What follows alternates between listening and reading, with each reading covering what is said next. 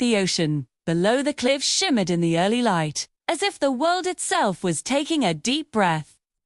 I stood there, beside her, my mirror, my twin still not sure if the ground beneath my feet was even real. We sat in silence for a long time, just listening to the waves crash against the rocks below.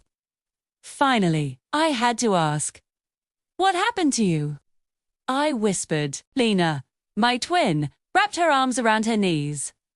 "I escaped before they finished their tests," she said. "I've been hiding ever since, watching you the same way your guardian did. I didn't know what to feel. Anger? Relief? Fear?" "Ted," I asked, "why come to me now?" She looked at me, her eyes filled with an understanding I didn't even realize I needed. "Because they're shifting their focus," she said quietly. "They lost you. But they won't give up, and they'll come after me next." A strange, steady strength rose in my chest. It wasn't a power surge, not like before. It was something more. Human. "Then we don't run," I said. "Not anymore." Lina smiled, a tired but hopeful curve of her lips. "Together." I nodded. "Together, eh?" As the sun climbed higher, our shadows stretched across the cliff, separate but finally moving in the same direction. The world always felt too loud for me. But now, with Lana by my side and the sun warming the cliff's edge, I found a silence that didn't scare me. A silence I could choose.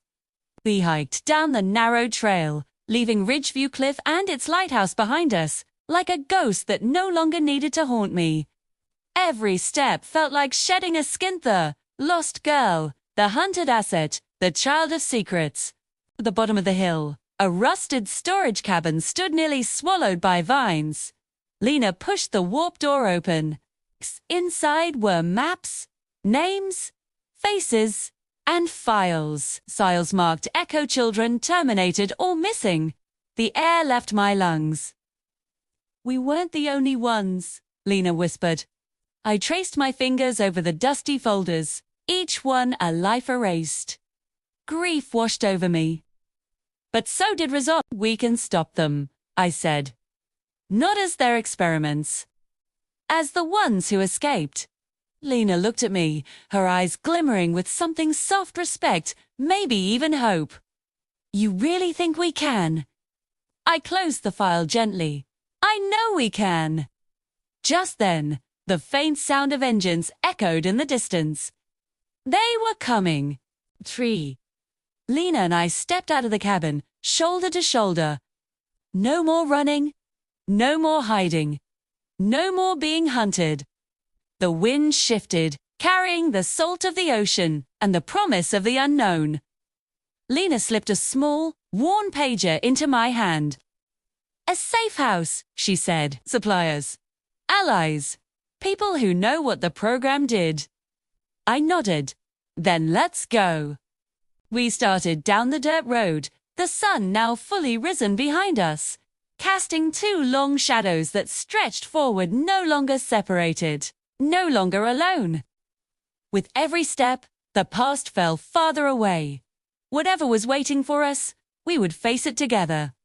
Not as subjects, not as fugitives, but as sisters. And for the first time in both our lives, that was enough. If you want to see what happens next in our journey, make sure to subscribe and hit that notification bell. Thanks for watching.